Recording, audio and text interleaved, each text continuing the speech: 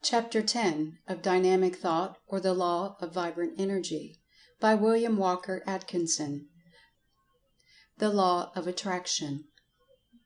In the previous chapters we have seen that all forms of radiant energy, viz., light, heat, electricity, and magnetism, arose from the motion of the particles of substance. It now becomes important to learn just what caused this motion of the particles. Science is somewhat hazy and foggy on this subject, but in a general way decides that it is caused by the mutual relations and positions of the particles, arising from their respective attractive qualities, as a recent writer has expressed it. Well, this is better than the old way of seeking refuge and retreat in a mere volume of dense words. It is, indeed, the only logical conclusion, this one, that the operations of the Law of Attraction are manifested in the motion of the particles. The great Law of Attraction is the greatest law in Nature. It operates on all planes of life. It is always in evidence. Let us consider it. Let us begin by considering the most magnificent and constant exhibition of that law, gravitation. Gravitation is the riddle of the universe, and the one form of energy that balks science, so much a mystery that science does not even hazard a guess at its nature. No theory of the origin and nature of gravitation is to be found in the books. Let us see what gravitation is.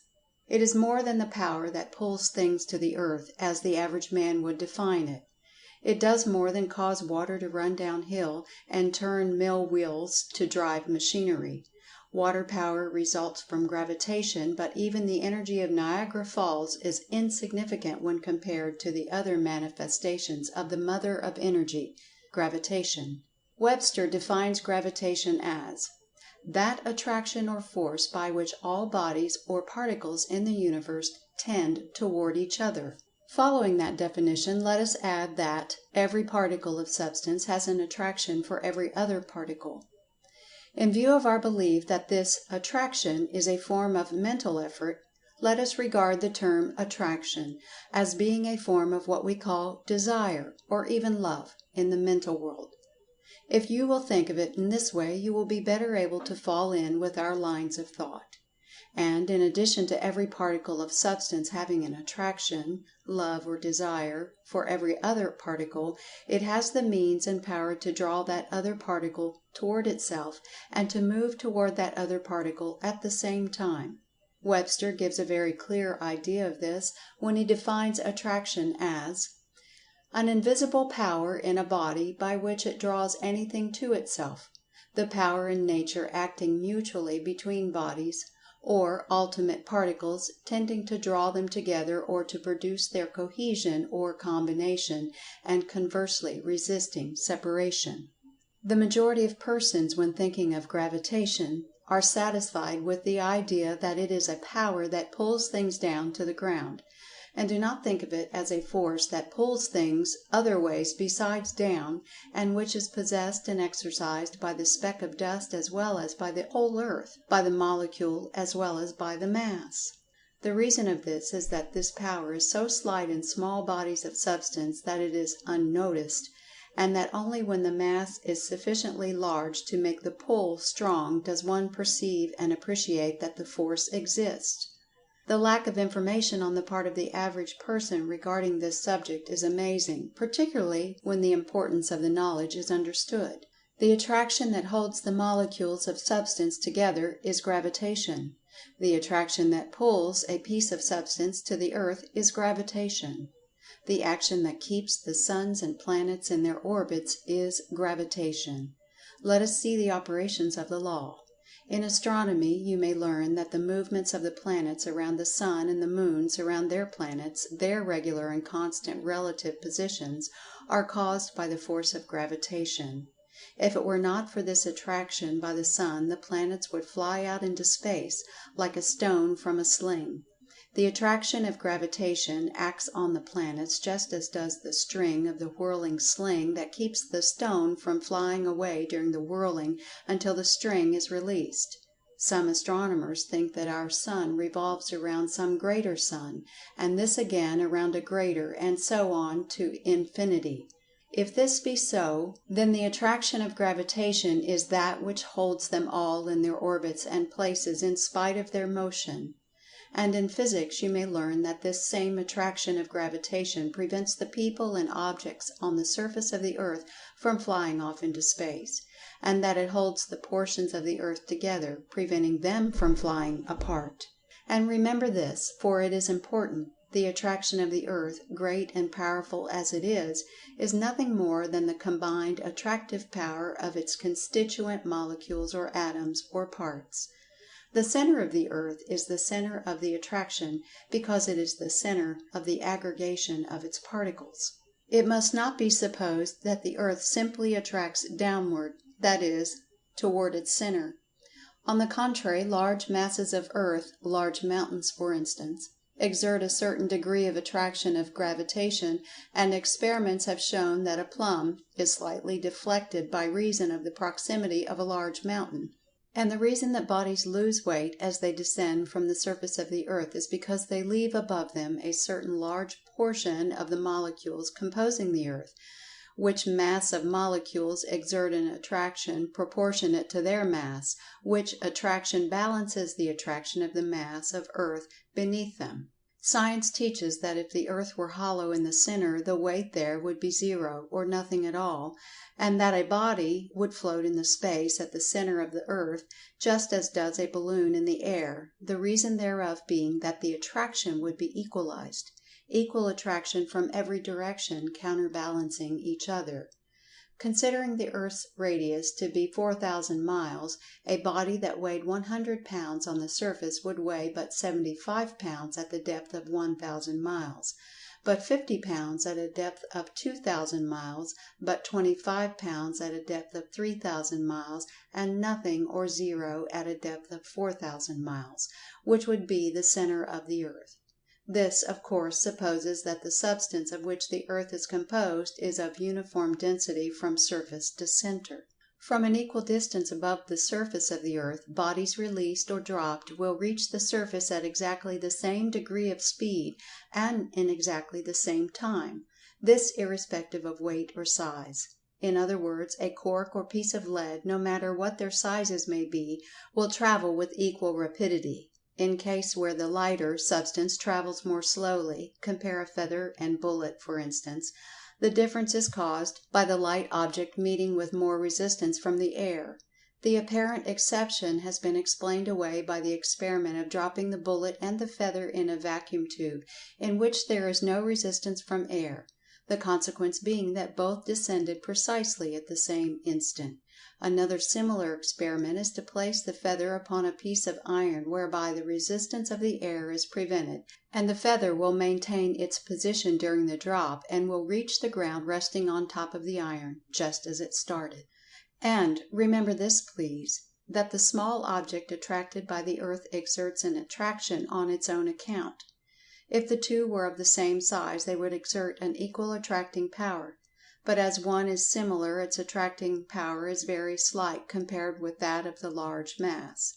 But it is true that the particle of dust attracts the earth precisely as the earth attracts the particle of dust, the difference being solely a matter of degree depending upon the mass of the body. The amount or degree of the combined attracting power is determined by the combined total of the two masses.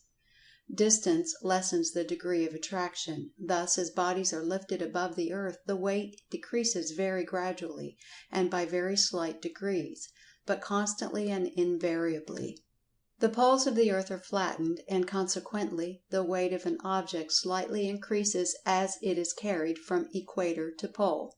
Concluding our consideration of gravitation, it will be well to call your attention to the fact that gravitation differs from the forms of radiant energy known as heat, light, electricity, and magnetism in several very important particulars, which seems to go far in the direction of proof that the latter are by incidents or consequences of the former. In the first place, gravitation, so far as is known, is not dependent upon, caused by, or maintained by any other force or form of energy. Nor does it seem to be derived from some great reservoir, from which it obtains its supply of energy. On the contrary, it seems to be a "thing in itself," self-supporting, self-existing, an intrinsic thing, in fact. It does not seem to be lost to bodies by radiation, and consequently there seems to be no need of a body replenishing its supply, as there is no loss. Gravitation seems to be a constant something, remaining always with bodies and neither being lost or acquired. It exists between the atoms, molecules, masses, all in the same way. In fact, one is tempted to think of the planets and worlds in space as molecules of some greater mass held together by gravitation, just as are the molecules held together. Remember that the molecules and atoms are not in absolute contact, but there is always a space between them, although the space or distance may be insensible to us. As above, so below, says the old occult aphorism, and it seems to be so. Then again, gravitation is believed to act instantaneously, and does not require time to pass between bodies, as does light, heat, electricity, magnetism, radiant energy. Light travels through the ether as light waves at the rate of 184,000 miles a second. The same is true of heat and of electricity. But gravitation travels instantaneously. For instance, if a new star were to spring into existence at some inconceivable distance from the earth, it would require thousands of years for its light to reach us. But its attraction of gravitation would be felt instantly. Do you realize what this means? It means that gravitation is in some way connected with the ether or conveying medium, that an impulse communicated at some point of space, trillions of miles away, is felt at once at our point in space, and vice versa. There is some awful mystery here, and the laws of substance and force, as generally understood, do not account for it. And the theories regarding the ether do not throw light upon it. But wait a bit.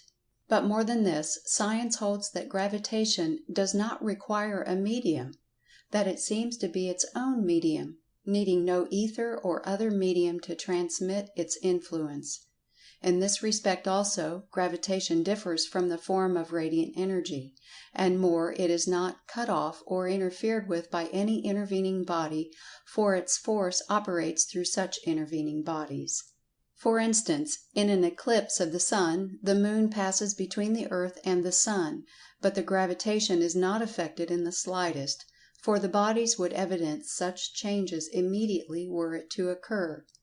So gravitation acts instantaneously, is its own medium, and may not be interfered with by an intervening body. It, indeed, is in a different class from light, heat, and electricity. And now let us consider the other forms of attraction. In the previous chapters we saw that the form of attraction called cohesion caused the molecules to tend to each other and to remain in more or less close contact, the differing degrees of cohesion determining the density, etc., of the body.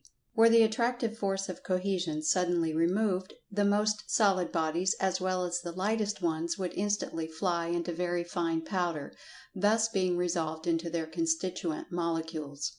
The separation of the molecules, that is, the setting further apart, occasioned by heat, is spoken of by physicists as repulsion. But the writer holds that repulsion is an entirely different thing, and that the heat merely causes the molecules to lose a portion of their attractive power for each other. Until the heat being withdrawn, the molecules respond to the uninterrupted attraction. The molecules are like lovers who are attracted toward each other and remain attached unless separated violently or by some fading of attraction. Consider heat as a disturbing element, a misunderstanding between the molecular lovers, who under its influence draw somewhat apart, and are only reunited when the obstacle is removed and harmony again manifested.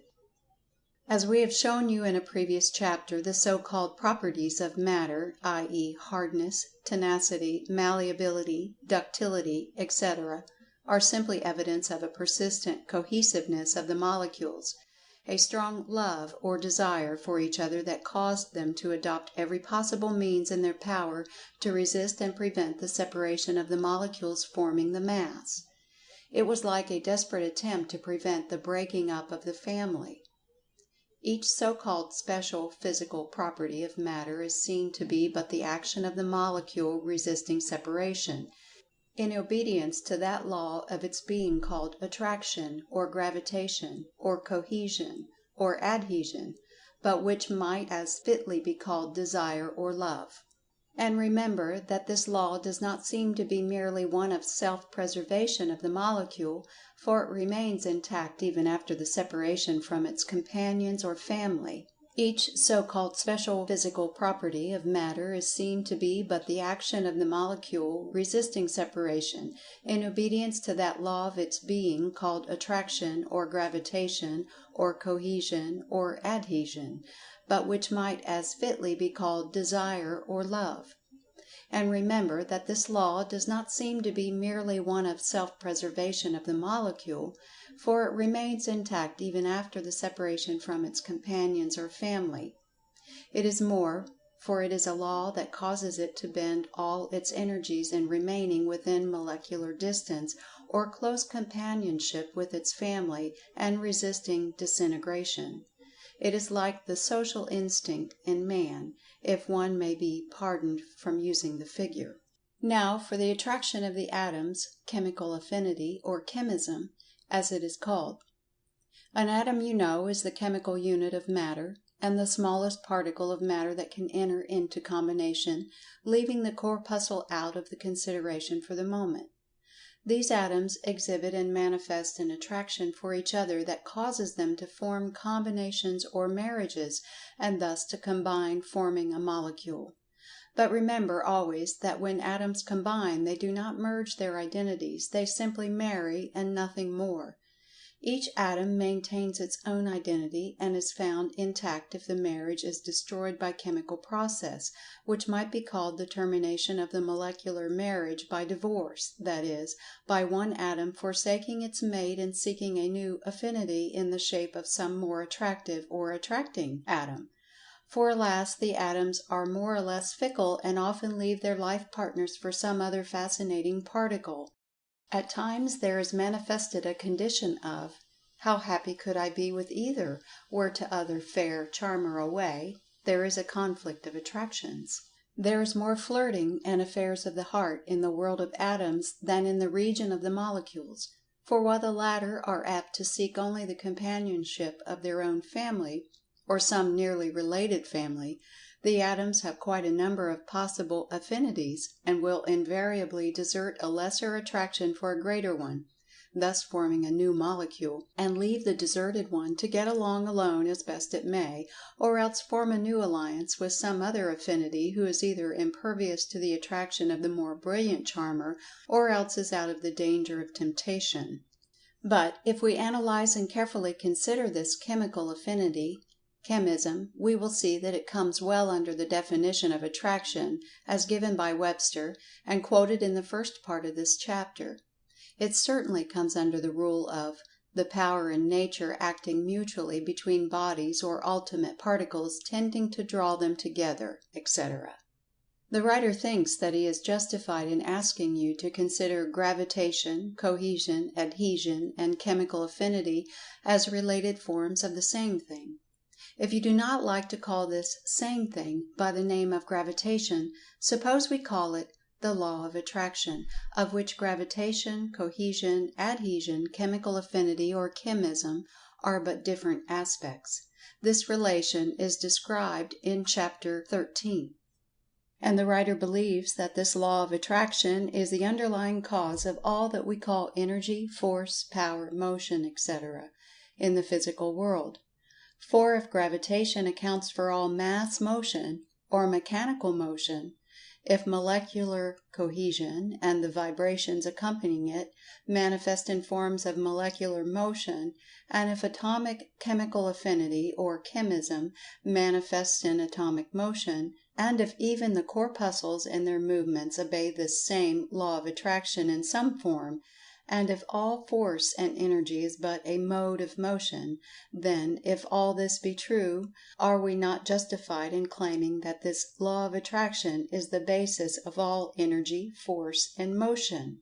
And are we not justified in thinking of this law of attraction as always manifesting in the direction of drawing together particles of substance, be those particles suns, planets, masses, molecules, atoms, or corpuscles, in pursuance of some basic law imposed upon all things by that which is above things?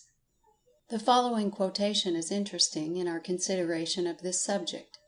There are other forces besides gravity, and one of the most active of these is chemical affinity. Thus, for instance, an atom of oxygen has a very strong attraction for one of carbon, and we may compare these two atoms to the earth and a stone lodged upon the top of a house. Within certain limits this attraction is intensely powerful, so that when an atom of carbon and one of oxygen have been separated from each other, we have a species of energy of position just as truly as when a stone has been separated from the earth. Thus, by having a large quantity of oxygen and a large quantity of carbon in separate states, we are in possession of a large store of energy of position. When we allowed the stone and the earth to rush together, the energy of position was transformed into that of actual motion, and we should therefore expect something similar to happen when the separated carbon and oxygen are allowed to rush together. This takes place when we burn coal in our fires, and the primary result, as far as energy is concerned, is the production of a large amount of heat. We are, therefore, led to conjecture that heat may denote a motion of particles on the small scale, just as the rushing together of the stone and the earth denotes a motion on the large. It thus appears that we may have invisible molecular energy as well as visible mechanical energy. Balfour Stewart.